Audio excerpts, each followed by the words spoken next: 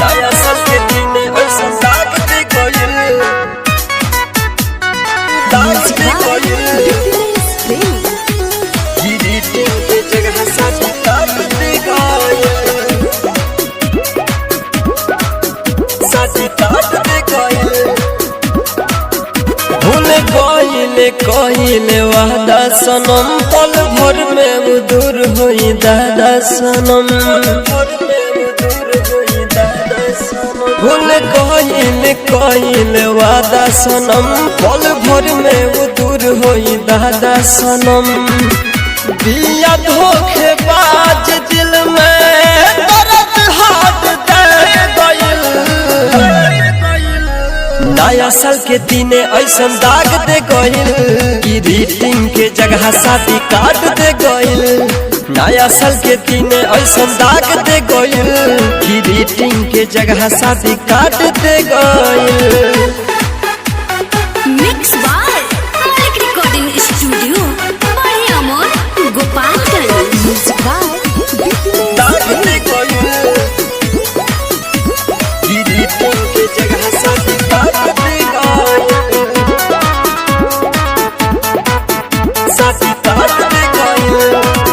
सोचने की कहे हमसे हैप्पी न्यू ईयर, आके कहलस हमके भुला जाइ हटिया, भुला जाइ हटिया।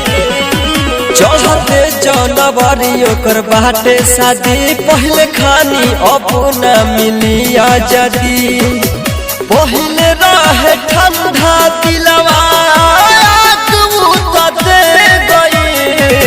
पहले रहे ठंडा दिलवा दे गई। नया साल के दिन ऐसा दाग दे गइल, ग्रीटिंग के जगह शादी कार्ड दे गइल।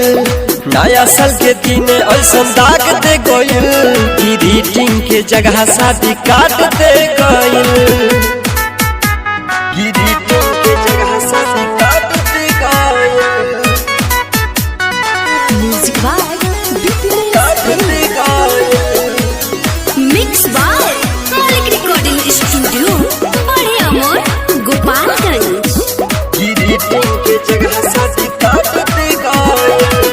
2030 ले भारी पड़ल 21 बार, भेंट कइले ओकरा से अब तो बड़ा रिक्स बा, अब तो बड़ा रिक्स। राइटर गोलू अमुन्ना मतलबी कहे, राजा विपिन से सिकंदर के धड़कन रहे।